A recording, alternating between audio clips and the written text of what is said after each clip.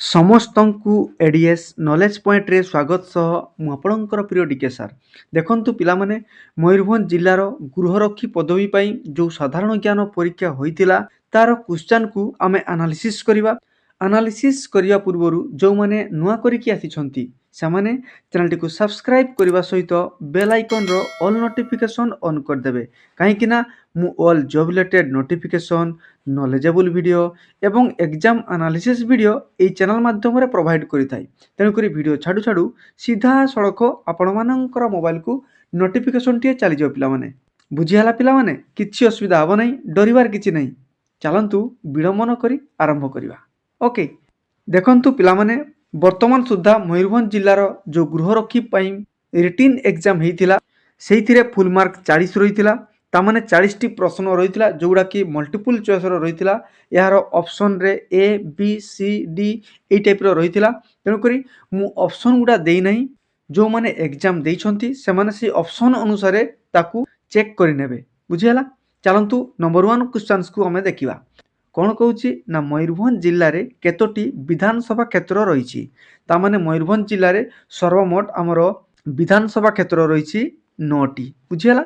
ତେଣୁକରି ଏହାର ସଠିକ୍ ଉତ୍ତର ହେଇଯିବ 9ଟି। ତେଣୁକରି କେଉଁ ଅପସନ୍ରେ ନଥିଲା ତାକୁ ଆପଣମାନେ କରେକ୍ଟ କରିନେବେ। ବୁଝିଗଲେ? ଦେନ୍ ଦେଖିବା ନମ୍ବର 2। କ'ଣ କହୁଛି ନା କ୍ରମଟି ପୂରଣ କରନ୍ତୁ। ଆପଣମାନଙ୍କର ନମ୍ବର ସିରିଜ୍ର ଗୋଟେ ପ୍ରଶ୍ନ ଆସିଥିଲା 1, 2, 3, 5, 8, 13 ତାପରେ କ'ଣ ହେବ? ଦେଖନ୍ତୁ ଏଇ ନମ୍ବର ସିରିଜ୍ଟି କେମିତି ହେଇଛି ଆମେ ପ୍ରଥମେ ଜାଣିବା। ପ୍ରଥମେ ଦେଖନ୍ତୁ ଏଇଥିରେ 3 କେମିତିକି ଆସିଛି ନା 1 + 2 ହେଇକି 3 ହେଇଛି। ଠିକ୍ ସେମିତିକା 5 କେମିତିକା ହେଇଛି ନା 2 + 3 ହେଇକିରି କ'ଣ ହେଇଛି 5 ହେଇଛି। ଠିକ୍ ସେମିତିକା 8 କେମିତିକା ହେଇଛି ନା 3 + 5 କ'ଣ ହେଇଯିବ 8 ହେଇଯିବ। ତେଣୁକରି 8 ରହିଛି। ତାପରେ ଆମର 13 କେମିତିକା ହେଇଛି? ଦେଖନ୍ତୁ 5 + 8 = କେତେ ହେଇଯିବ ନା 13। ସେ ଅନୁସାରେ 13 ହେଇଛି। ତାପରେ କ'ଣ ହେଇଯିବ? ତାପରେ ହେଇଯିବ ନା 8 + 13 କ'ଣ ହେଇଯିବ 21। ତେଣୁକରି ସଠିକ୍ ଉତ୍ତର ହେଇଯିବ 21। ବୁଝିଗଲେ ପିଲାମାନେ? ତେଣୁକରି ଏଇଥିରେ କେଉଁ ପ୍ରକାର ଟେକ୍ନିକ୍ ଲାଗିଥିଲା ନା ତା ପୂର୍ବର 2ଟି ଡିଜିଟ୍କୁ ସମ୍ କରାହେଉଥିଲା। ତାମାନେ ଏହାର ପୂର୍ବର 2ଟି ସଂଖ୍ୟାକୁ ଯୋଗ କଲା ପରେ ତାର ନେକ୍ସଟ ବା ତାର ପରବର୍ତ୍ତୀ ସଂଖ୍ୟାଟିଏ ଆସୁଥିଲା। ଯେମିତିକା ଆମେ କଲେ 5 + 8 = 13। ଦେନ୍ ଆମେ କ'ଣ କଲେ ନା 8 + 13 = ଆମର 21 କଲେ। ତେଣୁକରି ଏହାର ସଠିକ୍ ଉତ୍ତର ହେଇଯିବ 21। ଯେଉଁ ଅପସନ୍ରେ ଆପଣମାନଙ୍କର 21 ଥିବ ସେଇ ଅପସନ୍ଟି ଆପଣମାନଙ୍କର ସଠିକ୍ ଉତ୍ତର ହେଇଯିବ। ବୁଝିଗଲେ ନା ପିଲାମାନେ? ହଉ, ଆସନ୍ତୁ ବର୍ତ୍ତମାନ ନମ୍ବର 3 ପ୍ରଶ୍ନକୁ ଦେଖିବା। କ'ଣ କହୁଛି? ମୟୂରଭଞ୍ଜ ଜିଲ୍ଲାରେ କେତୋଟି ବ୍ଲକ ରହିଛି? ମୟୂରଭଞ୍ଜ ଜିଲ୍ଲାରେ ସର୍ବମୋଟ 26ଟି ବ୍ଲକ ରହିଛି। ପିଲାମାନେ ଯେଉଁମାନେ ପୂର୍ବର ଯେଉଁ ହୋମଗାର୍ଡ଼ର ଏକ୍ଜାମ୍ ଆନାଲିସିସ୍ ଭିଡ଼ିଓକୁ ଦେଖିଥିବେ କିମ୍ବା ଓଡ଼ିଶା ଜିକେର ମୋର ଯେଉଁ ସିରିଜ୍ ଅନୁସାରେ ଯେଉଁ ଭିଡ଼ିଓ ପ୍ଲେଲିଷ୍ଟ ରହିଛି ତାକୁ ଯଦି ଆପଣମାନେ ଦେଖିଥିବେ ତାହେଲେ ମୁଁ ଆପଣମାନଙ୍କୁ ଗ୍ୟାରେଣ୍ଟି କହୁଛି 100% ଆପଣ କରେକ୍ଟ କରିଥାନ୍ତେ।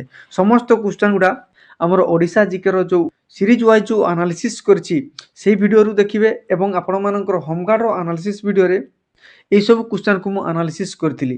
ତେଣୁକରି ସେ ଭିଡ଼ିଓ ଯେଉଁମାନେ ଦେଖିଥିବେ ତାଙ୍କର ନୋ ଡାଉଟ୍ 100% ସିଲେକ୍ସନ୍ ହେଇଯିବ। ଓକେ, ତଥାପି ଯେଉଁମାନେ ଆଗାମୀ ପରୀକ୍ଷା ପାଇଁ ପ୍ରସ୍ତୁତ ହେଉଛନ୍ତି ସେମାନେ ମଧ୍ୟ ସେ ଭିଡ଼ିଓକୁ ଦେଖନ୍ତୁ, ଯାହାଫଳରେ ଆପଣମାନଙ୍କର ଓଡ଼ିଶା ଜିକେରେ କୌଣସି ଦୁର୍ବଳତା ରହିବ ନାହିଁ। ବୁଝିପାରିଲେ ନା ପିଲାମାନେ? ଚାଲନ୍ତୁ ବର୍ତ୍ତମାନ ନମ୍ବର 4 କ୍ୱେଶ୍ଚନ୍ସକୁ ଦେଖିବା। ଉତ୍କଳ ମଣି ଭାବେ କିଏ ପରିଚିତ? ଏହି ପ୍ରଶ୍ନଟିଏ ମଧ୍ୟ ମୁଁ ଆଲୋଚନା କରିଥିଲି। ତେଣୁକରି ଉତ୍କଳର ମଣି ଗୋପବନ୍ଧୁ ଦାସ ପରିଚିତ। ତାପରେ ନମ୍ବର 5, ଓଡ଼ିଶାର କେଉଁ ସହରକୁ ଇସ୍ପାତ ସହର କୁହାଯାଏ? ଏଇଟାକୁ ମଧ୍ୟ ମୁଁ ଆଲୋଚନା କରିଥିଲି, ଆପଣମାନେ ଦେଖିନେବେ ଓଡ଼ିଶା ଜିକେ ସିରିଜ୍ରେ। ତେଣୁକରି ଇସ୍ପାତ ସହର କାହାକୁ କୁହାଯାଏ? ରାଉରକେଲାକୁ ଇସ୍ପାତ ସହର କୁହାଯାଏ। ଆଉ ମଧ୍ୟ ଜାଣି ରଖନ୍ତୁ ରାଉରକେଲାଟି ଆମର ସୁନ୍ଦରଗଡ଼ ଜିଲ୍ଲାର ଏକ ସହର। ତାପରେ ନମ୍ବର 6କୁ ଦେଖିବା। ନମ୍ବର 6 କ'ଣ କହୁଛି ନା ହୋମଗାର୍ଡ଼ ବାହିନୀର ମୁଖ୍ୟ ଆଦର୍ଶ ବାକ୍ୟ ବା ମୂଳମନ୍ତ୍ର ଯେଉଁଟାକୁ ଆମେ ଇଂଲିଶରେ ମୋଟୋ ବୋଲି କହୁଛେ ସିଏ କ'ଣ? ତାହେଲେ ହୋମଗାର୍ଡ଼ର ମୋଟୋ ହେଉଛି ନିଷ୍କାମ ସେବା। ଏ ହେଉଛି ହୋମଗାର୍ଡ଼ର ମୋଟୋ, ଯେଉଁଟାକୁ ଆମର ଭଲଣ୍ଟିଆର ଫୋର୍ସ ମଧ୍ୟ କହିଥାଉ। ଓକେ, ଦେନ୍ ଆମେ ଦେଖିବା ନମ୍ବର 7। ନମ୍ବର 7ରେ କ'ଣ କହୁଛି ନା 1 ମିଟର କେତେ ସେଣ୍ଟିମିଟର ସହିତ ସମାନ? ତାମାନେ 1 ମିଟର = 100 ସେଣ୍ଟିମିଟର ଆମେ ସମସ୍ତେ ଜାଣିଛୁ। ତେଣୁକରି 100 ସେଣ୍ଟିମିଟର ଯେଉଁ ଅପସନ୍ରେ ଥିବ ସେ ଅପସନ୍କୁ ଆପଣମାନେ ନିଶ୍ଚୟ ଭାବରେ କରେକ୍ଟ ଭାବି ନେବେ। ତାପରେ ଦେଖିବା ନମ୍ବର 8। ବନ୍ଦେ ଉତ୍କଳ ଜନନୀର ରଚୟିତା କିଏ? ମନେ ରଖନ୍ତୁ ବନ୍ଦେ ଉତ୍କଳ ଜନନୀର ରଚୟିତା ହେଉଛନ୍ତି ଲକ୍ଷ୍ମୀକାନ୍ତ ମହାପାତ୍ର। ଏହି ପ୍ରଶ୍ନଟିଏ ମଧ୍ୟ ଓଡ଼ିଶା ଜିକେରେ ମୁଁ ଆଲୋଚନା କରିଥିଲି। ତେଣୁକରି ପୂର୍ବରୁ ମୁଁ ଆପଣମାନଙ୍କୁ କହୁଥିଲି ଏହି ଚ୍ୟାନେଲର ପ୍ଲେଲିଷ୍ଟକୁ ଯିବେ, ଯେଉଁ ପ୍ଲେଲିଷ୍ଟରେ ଓଡ଼ିଶା ଜିକେ ରହିଥିବ ତାର ଭିଡ଼ିଓ ଗୁଡ଼ାକୁ ଦେଖିବେ, ନିଶ୍ଚୟ ଭାବରେ ଆପଣମାନଙ୍କର ଓଡ଼ିଶା ଜିକେର କ୍ୱେଶ୍ଚନ୍ସ ଗୁଡ଼ାକୁ ଆରାମରେ କରିପାରିବେ ହେଲା। ତାପରେ ଅଛି ନମ୍ବର 9। ନମ୍ବର 9ରେ କ'ଣ କହୁଛି ନା ଓଡ଼ିଶାରେ କେତୋଟି ଜିଲ୍ଲା ରହିଛି? ଆପଣମାନେ ସମସ୍ତେ ଜାଣିଛନ୍ତି ଓଡ଼ିଶାରେ ସର୍ବମୋଟ 30ଟି ଜିଲ୍ଲା ରହିଛି। ଓକେ। ଦେନ୍ ନମ୍ବର 10। ନମ୍ବର 10 କ'ଣ କହୁଛି ନା ଓଡ଼ିଶାର ସବୁଠାରୁ ବଡ଼ ଜିଲ୍ଲା କ୍ଷେତ୍ରଫଳ ଦୃଷ୍ଟିରୁ ପିଲାମାନେ କହୁଛି, ତାହେଲେ ଓଡ଼ିଶାର ସବୁଠାରୁ ବଡ଼ ଜିଲ୍ଲା କିଏ ହେଇଯିବ ନା ଆମର ପ୍ରିୟ ଜିଲ୍ଲା ମୟୂରଭଞ୍ଜ। ତେଣୁକରି ମୟୂରଭଞ୍ଜ ଜିଲ୍ଲା ହେଉଛି ଓଡ଼ିଶାର କ୍ଷେତ୍ରଫଳ ଅନୁସାରେ ସବୁଠାରୁ ବଡ଼। ବୁଝିହେଲା। ଦେନ୍ ଆମେ ଦେଖିବା ନମ୍ବର 11। କେଉଁ ଜିଲ୍ଲାକୁ ଓଡ଼ିଶାର ଭାତହାଣ୍ଡି କୁହାଯାଏ? ବହୁତ ଇମ୍ପୋର୍ଟାଣ୍ଟ ପ୍ରଶ୍ନ ପିଲାମାନେ, ୟାକୁ ମଧ୍ୟ ମୁଁ ଆଲୋଚନା କରିଥିଲି। ତେଣୁକରି ରାଇସ୍ ବାଉଲ୍ ଅଫ୍ ଓଡ଼ିଶା ମାନେ ଓଡ଼ିଶାର ଭାତହାଣ୍ଡି କାହାକୁ କୁହାଯାଏ? ମନେ ରଖିବେ ବରଗଡ଼ ଜିଲ୍ଲାକୁ ଆମର ଓଡ଼ିଶାର ଭାତହାଣ୍ଡି କୁହାଯାଏ। ପିଲାମାନେ କାହିଁକି କୁହାଯାଏ ଜାଣିଛନ୍ତି? କାହିଁକି ନା ଆମର ଯେତେବେଳକୁ ମହାନଦୀରେ ଆମର ହୀରାକୁଦ ନଦୀବନ୍ଧ ଯୋଜନା କାର୍ଯ୍ୟକାରୀ ହେଲା, ତା ପର ପାଖରୁ ବରଗଡ଼ ଜିଲ୍ଲା ଓଡ଼ିଶା ପାଇଁ ଏକ ବରଦାନ ସାବ୍ୟସ୍ତ ହୋଇଗଲା। କେମିତିକା ନା ପ୍ରବଳ ମାତ୍ରାରେ କେନାଲ ଯୋଗେ କ'ଣ କରାଗଲା ନା ଜଳ ସେଚନ କରାଗଲା ଏବଂ ବହୁତ ମାତ୍ରାରେ ଧାନ ଚାଷ କରାଗଲା। ଆଉ ବର୍ତ୍ତମାନ ଓଡ଼ିଶାରେ ସବୁଠାରୁ ଅଧିକା ଧାନ ଚାଷ ବରଗଡ଼ ଜିଲ୍ଲାରେ ହେଇଥାଏ। ଆଉ ଗୋଟେ ଜିନିଷ ଜାଣି ରଖନ୍ତୁ, ବରଗଡ଼ ଜିଲ୍ଲାରେ ପାଖାପାଖି 100ରୁ ଅଧିକ ଆମର ରାଇସ୍ ମିଲ୍ ରହିଛି ପିଲାମାନେ। ବୁଝିହେଲା। ତେଣୁକରି ବରଗଡ଼ ଜିଲ୍ଲାରେ ବହୁତ ମାତ୍ରାରେ ଧାନ ଚାଷ ହେଇଥାଏ। ଆଉ ବରଗଡ଼ ଜିଲ୍ଲା ପାଇଁ ଗୋଟେ ଇମ୍ପୋର୍ଟାଣ୍ଟ, ବରଗଡ଼ ଜିଲ୍ଲାରେ ଧନୁଯାତ୍ରାଟି ହେଇଥାଏ ପିଲାମାନେ, ଯେଉଁଟାକି ଆମର ପୃଥିବୀର ସବୁଠାରୁ ବଡ଼ ଓପେନ୍ ଏୟାର ଥିଏଟର। ବୁଝିହେଲା। ତେଣୁକରି ବରଗଡ଼ରେ ଆପଣମାନଙ୍କର ଧନୁଯାତ୍ରା ବହୁତ ପ୍ରସିଦ୍ଧ, ତାକୁ ମଧ୍ୟ ମନେ ରଖିବେ। ଦେନ୍ ଆମେ ଦେଖିବା ନମ୍ବର 12। ଓଡ଼ିଶା କେବେ ସ୍ୱତନ୍ତ୍ର ପ୍ରଦେଶ ହେଲା? ମନେ ରଖିବେ ବିହାର ଠାରୁ ଅଲଗା ହେଇକିରି 1936 ମସିହା ଏପ୍ରିଲ 1 ତାରିଖ ଦିନ ଆମର ଓଡ଼ିଶା ସ୍ୱତନ୍ତ୍ର ଉତ୍କଳ ପ୍ରଦେଶ ଗଠନ ହେଇଥିଲା। ସେଇଥିପାଇଁ ଆମେ ପ୍ରତ୍ୟେକ ବର୍ଷ ଏହି ତାରିଖକୁ ମନେ ରଖିବା ପାଇଁ ଏପ୍ରିଲ 1କୁ ଆମେ ଉତ୍କଳ ଦିବସ ଆକାରରେ ପାଳନ କରିଥାଉ। ମନେ ରଖିବେ ପିଲାମାନେ, ଏହି ପ୍ରଶ୍ନଟିକୁ ନେଇକରି ମୁଁ ଗୋଟେ ଭିଡ଼ିଓ ଛାଡ଼ିଥିଲି। ଏବେ ମନେ ରଖିବେ ପିଲାମାନେ, ଏହି ପ୍ରଶ୍ନକୁ ନେଇକରି ମୁଁ ଗୋଟେ ଭିଡ଼ିଓ ପୋଷ୍ଟ କରିଥିଲି। ଆପଣମାନେ ସେ ଭିଡ଼ିଓକୁ ନିଶ୍ଚୟ ଦେଖନ୍ତୁ। ଉତ୍କଳ ପ୍ରଦେଶ କିପରି ଗଠନ କରାଗଲା, କେଉଁମାନେ ଏହାର ମୁଖ୍ୟ ଭୂମିକାରେ ଗ୍ରହଣ କରିଥିଲେ, ସେଗୁଡ଼ାକୁ ମୁଁ ଆଲୋଚନା କରିଥିଲି, ଦେଖିନେବେ। ଓକେ।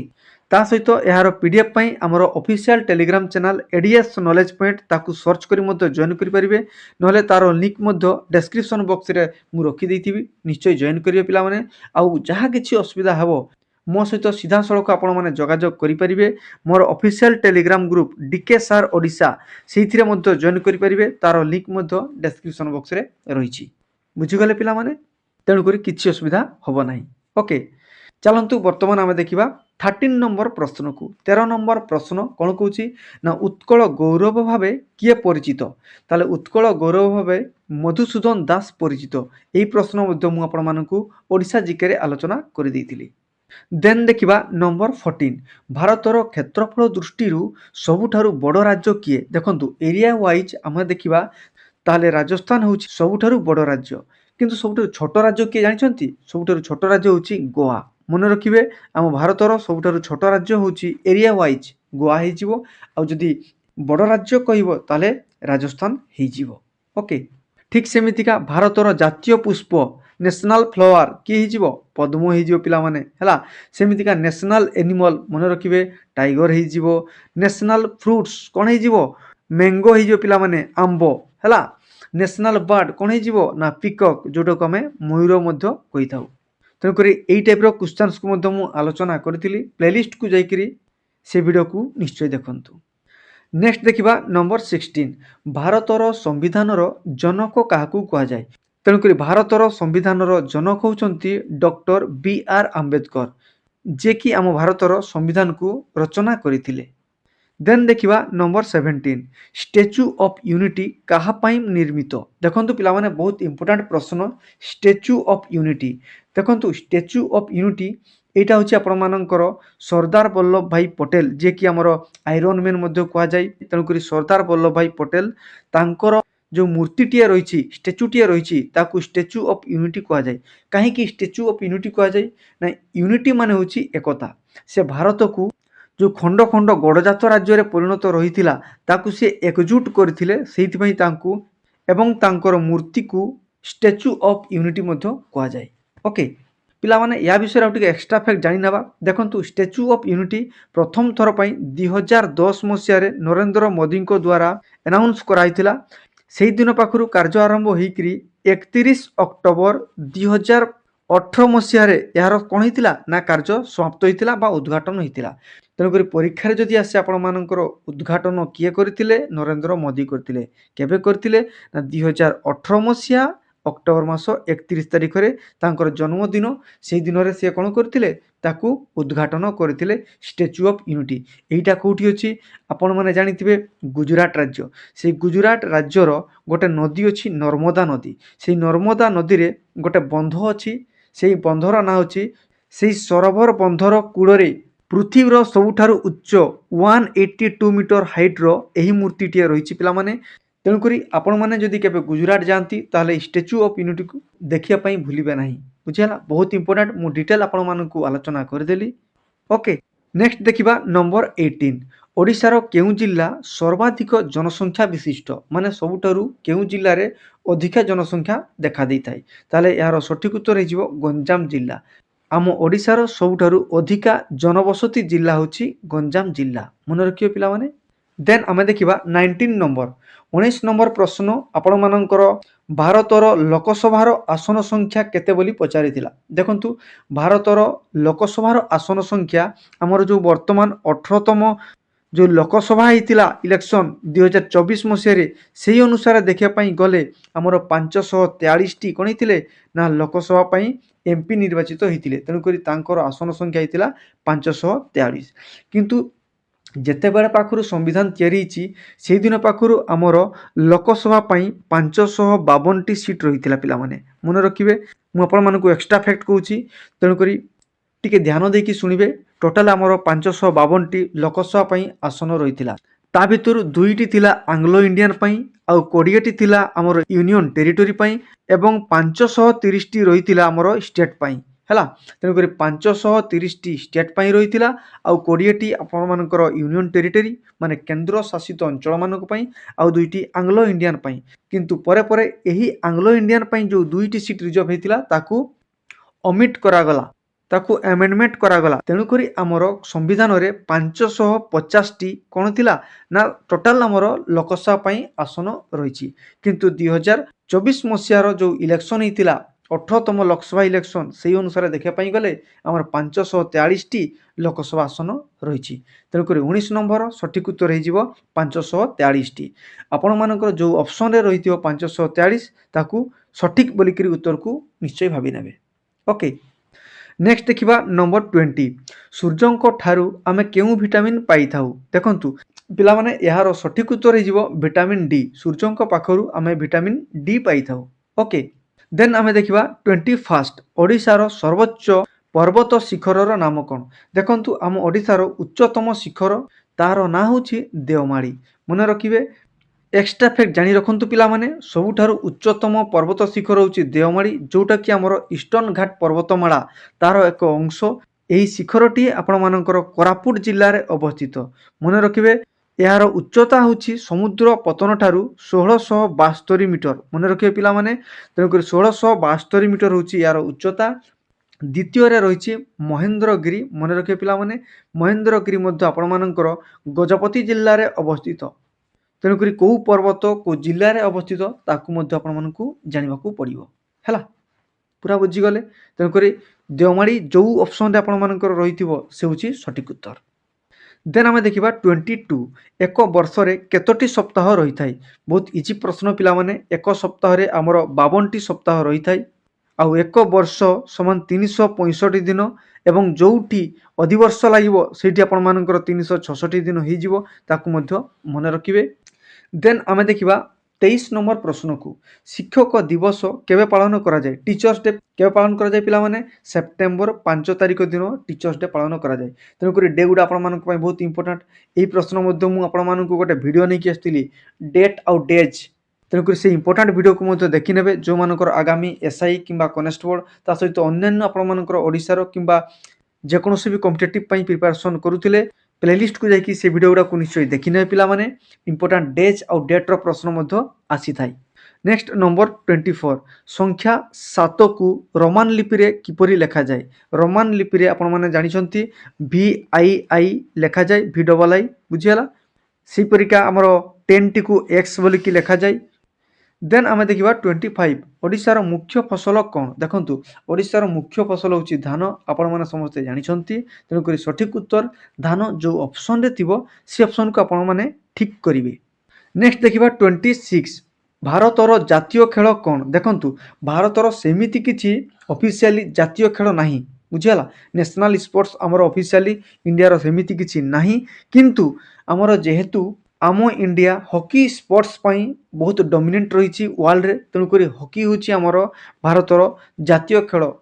ନେକ୍ସଟ ଦେଖିବା 27 ଇନ୍ଦ୍ରଧନୁରେ କେତୋଟି ରଙ୍ଗ ରହିଥାଏ? 7ଟି ରଙ୍ଗ ରହିଥାଏ। ବିବଗୁର ଆପଣମାନେ ଜାଣିଛନ୍ତି, ତାକୁ ବାଘ ନିଶ ହନାଲା ମଧ୍ୟ ଓଡ଼ିଆରେ କହନ୍ତି। ସେହି ରଙ୍ଗ ଗୁଡ଼ାକୁ ମଧ୍ୟ ମନେ ରଖିବେ। ନେକ୍ସଟ ଦେଖିବା 28 ଓଡ଼ିଶାର କେଉଁ ଜିଲ୍ଲାରେ ସର୍ବାଧିକ ବଣ ଜଙ୍ଗଲ ରହିଛି? ଦେଖନ୍ତୁ ଓଡ଼ିଶାରେ ସବୁଠାରୁ ଅଧିକ ବଣ ଜଙ୍ଗଲ ରହିଛି କନ୍ଧମାଳ ଜିଲ୍ଲାରେ। ତାପରେ ଆମେ ଦେଖିବା ପାଇଁ ଗଲେ ସୁନ୍ଦରଗଡ଼, ଦେନ୍ ଆମର ମୟୂରଭଞ୍ଜ ଜିଲ୍ଲାରେ ରହିଛି। ଓକେ। ନେକ୍ସଟ 29 ଭାରତର ଲୌହ ପୁରୁଷ କାହାକୁ କୁହାଯାଏ? ଦେଖନ୍ତୁ ପିଲାମାନେ ମୁଁ ପୂର୍ବରୁ କହିଥିଲି, ଏଇଟା ପୁଣି ଆଉଥରେ ସେ କ୍ୱେଶ୍ଚନଟିଏ ରିପିଟ୍ ହେଇଛି। ସର୍ଦ୍ଦାର ବଲ୍ଲଭ ଭାଇ ପଟେଲ ତାଙ୍କୁ ଲୌହ ପୁରୁଷ ବା ଆଇରନ୍ ମ୍ୟାନ୍ କୁହନ୍ତି। ନେକ୍ସଟ ନମ୍ବର 30 ରାସ୍ତା ସୁରକ୍ଷା ନିୟମ କାହା ପାଇଁ ଉଦ୍ଦିଷ୍ଟ? ବହୁତ ଇମ୍ପୋର୍ଟାଣ୍ଟ ପ୍ରଶ୍ନ ପିଲାମାନେ। ଏହାର ସଠିକ୍ ଉତ୍ତର ହେଇଯିବ ଅପସନ୍ ସି, ଯେଉଁଥିରେ କି ଆପଣମାନଙ୍କର ଉପରୋକ୍ତ ସମସ୍ତ ଅପସନ୍ ଗୁଡ଼ା ସଠିକ୍ ହେଇଯିବ। ଯେମିତିକି ଆପଣମାନଙ୍କର ଗୋଟେ ଅପସନରେ ଥିଲା ଗାଡ଼ି ଚାଳକ, ଆଉ ଗୋଟେ ଅପସନରେ ଥିଲା ଆପଣମାନଙ୍କର ପାଦ ଚଲା ଯାତ୍ରୀ, ଆଉ ଗୋଟେ ଅପସନରେ ଥିଲା ପୋଲିସ ପାଇଁ। ତେଣୁକରି ଗାଡ଼ି ଚାଳକ ପାଇଁ, ପାଦ ଚଲା ଯାତ୍ରୀ ପାଇଁ, ପୋଲିସ ପାଇଁ, ସମସ୍ତଙ୍କ ପାଇଁ ରାସ୍ତା ସୁରକ୍ଷା ନିୟମଟିଏ ଉଦ୍ଦିଷ୍ଟ। ତେଣୁକରି ସମସ୍ତ ଯାକ ଅପସନ୍ ସଠିକ୍ ହେଇଯିବ। ତେଣୁକରି ଅପସନ୍ ସି ହେଉଛି ଏହାର ସଠିକ୍ ଉତ୍ତର। ଓକେ। ତେଣୁକରି ଯେଉଁମାନେ ଅପସନ୍ ସି କୁ ଟିକ୍ କରିଥିବେ ସେମାନେ 1 ମାର୍କ ନିଶ୍ଚୟ ଭାବରେ ପାଇଯିବେ, ବୁଝିହେଲା।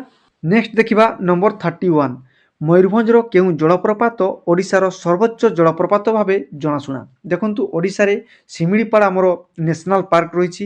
ସେହି ନ୍ୟାସନାଲ ପାର୍କ ମଧ୍ୟରେ ଆମର 2ଟି ମୁଖ୍ୟତଃ ଜଳପ୍ରପାତ ରହିଛି, ଗୋଟେ ହେଉଛି ବରାହି ପାଣି ଆଉ ଗୋଟେ ହେଉଛି ଜରନ୍ଦା। ତେଣୁକରି ଇମ୍ପୋର୍ଟାଣ୍ଟ ବା ସବୁଠାରୁ ହାଇଲାଇଟେଡ୍ ବା ସବୁଠାରୁ ଉଚ୍ଚତମ ଜଳପ୍ରପାତ ହେଉଛି ବରାହି ପାଣି। ବହୁତ ଇମ୍ପୋର୍ଟାଣ୍ଟ ପିଲାମାନେ ମନେ ରଖିବେ। ଦେନ୍ ଆମେ ଦେଖିବା 32 ହୋମଗାର୍ଡର ସଦସ୍ୟମାନଙ୍କୁ କ'ଣ କୁହାଯାଏ? ସ୍ୱେଚ୍ଛାସେବୀ। ଏଇଟା ଆମର ହୋମଗାର୍ଡର ଯେଉଁ ଭାଇବା ଟେଷ୍ଟ ଯେଉଁ କ୍ୱେଶ୍ଚନ ପଚାରିଥିଲେ ସେହି କ୍ୱେଶ୍ଚନ୍ସ ଭିତରୁ ଏଇ ପ୍ରଶ୍ନଟି ଆସିଛି ପିଲାମାନେ। ତେଣୁକରି ଯେଉଁମାନେ ସେ ଭିଡ଼ିଓ ଦେଖିଥିବେ ସେମାନେ ନିଶ୍ଚୟ ଭାବରେ ଏହି ପ୍ରଶ୍ନକୁ ଠିକ୍ କରିଥିବେ, ବୁଝିହେଲା ପିଲାମାନେ। ନେକ୍ସଟ ଦେଖିବା ନମ୍ବର 33 ଉଦ୍ଭିଦ କେଉଁ ଅଂଶ ଦ୍ୱାରା ଶ୍ୱାସକ୍ରିୟା କରେ? ଦେଖନ୍ତୁ ପ୍ଲାଣ୍ଟର ଯେଉଁ ରେସ୍ପିରେସନ୍ ସିଷ୍ଟମ ରହୁଛି ଅଲ୍ ପାର୍ଟସରେ ହେଇଥାଏ, କିନ୍ତୁ ଦେଖିବା ପାଇଁ ଗଲେ ଅପସନ୍ ଅନୁସାରେ ଆମର ପତ୍ର ହେଉଛି ଏହାର ସଠିକ୍ ଉତ୍ତର ରହିବ। ଦେନ୍ ଆମେ ଦେଖିବା ନମ୍ବର 34 ମୟୂରଭଞ୍ଜ ଜିଲ୍ଲାର ସୀମା କେଉଁ ରାଜ୍ୟକୁ ଲାଗିଛି? ଦେଖନ୍ତୁ ମୟୂରଭଞ୍ଜ ଜିଲ୍ଲାକୁ ଲାଗିକିରି ଆମର 2ଟି ରାଜ୍ୟ ରହିଛି। ତେଣୁକରି ଏହାର ସଠିକ୍ ଉତ୍ତର ଅପସନ୍ ବି ଝାଡ଼ଖଣ୍ଡ ହେଇଯିବ ଆଉ ପଶ୍ଚିମବଙ୍ଗ ହେଇଯିବ, ବୁଝିହେଲା।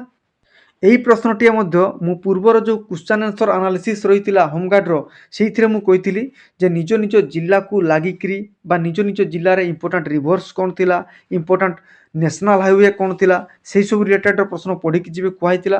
ତା ଭିତରୁ ହିଁ ଏହି ପ୍ରଶ୍ନ ଗୁଡ଼ା ସବୁ ଆସିଛି, ଆପଣମାନେ ଦେଖିପାରୁଛନ୍ତି। ଓକେ। ନେକ୍ସଟ ଦେଖିବା ନମ୍ବର 35 ପୋଲିସ ସାହାଯ୍ୟ ପାଇଁ ଜରୁରୀକାଳୀନ ହେଲ୍ପଲାଇନ୍ ନମ୍ବରଟିଏ କ'ଣ? ଦେଖନ୍ତୁ 112 ହେଉଛି ଏହାର ସଠିକ୍ ଉତ୍ତର। 112 ଡାଏଲ୍ କରିବେ, ଆପଣମାନଙ୍କର ସବୁକିଛି ପାଇପାରିବେ, police, fire office. Okay. Next number 36 ଓଡ଼ିଶାର କେଉଁ ଜିଲ୍ଲାରେ ଚାନ୍ଦିପୁର କ୍ଷେପଣାସ୍ତ୍ର ପରୀକ୍ଷଣ କେନ୍ଦ୍ର ରହିଛି? ଚାନ୍ଦିପୁର କ୍ଷେପଣାସ୍ତ୍ର ପରୀକ୍ଷଣ ପିଲାମାନେ ମନେ ପଡ଼ୁଛି, ମୁଁ ଆଲୋଚନା କରିଥିଲି DRDO ହେଲା, defence research development organisation DRDO। ତାର ଯେଉଁ ଟେଷ୍ଟିଂ ୟୁନିଟ୍ ରହିଛି ITR ଇଣ୍ଟିଗ୍ରେଟେଡ୍ ଟେଷ୍ଟ ରେଞ୍ଜ, ସେଇଟା ଆପଣମାନଙ୍କର ବାଲେଶ୍ୱର ଜିଲ୍ଲାରେ ଅବସ୍ଥିତ। ଓକେ। ନେକ୍ସଟ ଆମେ ଦେଖିବା 37 ଓଡ଼ିଶାର କେଉଁ ଜିଲ୍ଲା କ୍ଷେତ୍ରଫଳ ଦୃଷ୍ଟିରୁ ସବୁଠାରୁ ନ୍ୟୁନତମ? ତାମାନେ ଓଡ଼ିଶାର କ୍ଷେତ୍ରଫଳ ଦୃଷ୍ଟିରୁ କେଉଁ ଜିଲ୍ଲାଟିଏ ସବୁଠାରୁ ଛୋଟିଆ? ଏହାର ସଠିକ୍ ଉତ୍ତର ହେଇଯିବ ଜଗତସିଂହପୁର। ବଡ଼ ମୟୂରଭଞ୍ଜ ଜିଲ୍ଲା, ଛୋଟ ହେଇଯିବ ଜଗତସିଂହପୁର ଜିଲ୍ଲା। ମନେ ରହିଲା। ଚାଲନ୍ତୁ 38 ପ୍ରଶ୍ନକୁ ଯିବା। 38 ପ୍ରଶ୍ନ କ'ଣ କହୁଛି ନା 10 ମିଲିମିଟର केते सेंटीमीटर सहित समान देखंतु 10 मिलीमीटर माने होची पिला माने 1 सेंटीमीटर मने रखिबे तेनु करी यार सठिक उत्तर हिजिवो 1 सेंटीमीटर जार 1 सेंटीमीटर जो ऑप्शन रे थिवो ताकू आपण माने सठिक भाबिबे ओके।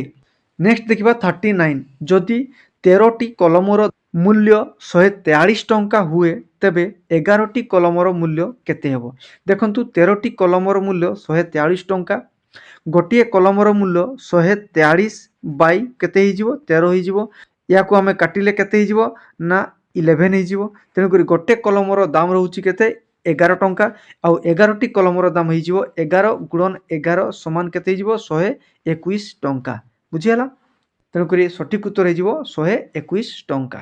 पिला माने जो माने होमगार्ड एग्जाम देइथिबे से माने केते स्कोर करूछंती निश्चय कमेंट बॉक्स रे जणेबे ता नले हमर टेलीग्राम ग्रुप रे मध्ये मेसेज करी आपण माने जणै परिबे बुझियला आउ जहाँ भी डाउट हेबो टेलीग्राम ग्रुप रही डीके सार ओडिशा तार लिंक मध्ये डिस्क्रिप्शन बॉक्स रे रही ताकू जॉइन करिवे ऑफिशियल टेलीग्राम चैनल को मध्ये जॉइन करिवे एग्जाम रिलेटेड नोट एवं आपण मानकर पीडीएफ सी जगह अवेलेबल रही थाई ताले चलंतु शेष प्रश्न को देखिबा नंबर 40 निम्नलिखित मध्यरु केउ क्षेत्र रे होमगार्ड साहाय्य करिथांती देखंतु एटा होमगार्ड रो जो भाइबा टेस्ट रो क्वेश्चन वीडियो एई चैनल रो प्लेलिस्ट रे रहितिला सेही वीडियो रे एई प्रश्नटी निश्चय भाव में रहितिला आपण माने चेक करि नेबे प्रश्नटी थिला होमगार्ड आपण मानकर को काम रे साहाय्य करिथाई तेणुक यही प्रश्नटी सेम टू सेम रही है तेणुक से वीडियो जो मैंने देखिथे से निश्चय यही प्रश्नटी ठीक हो आउ जो मानकर आगामी परीक्षा रही से तार भाइबा टेस्ट एवं एग्जाम एनालिसिस वीडियो को देखंतु तांकर निश्चय एग्जाम भल रहिबो ओके।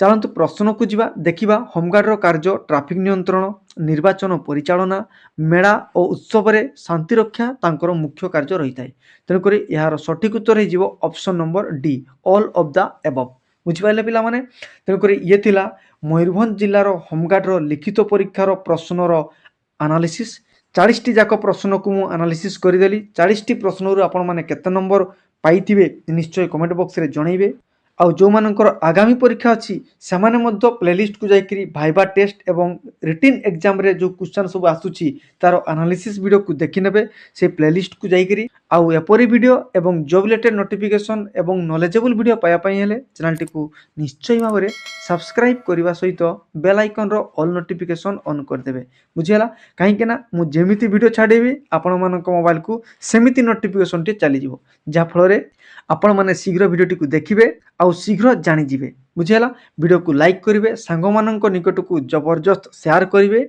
आउ मतामत देवा को जम्मा भूलिबानी धन्यवाद।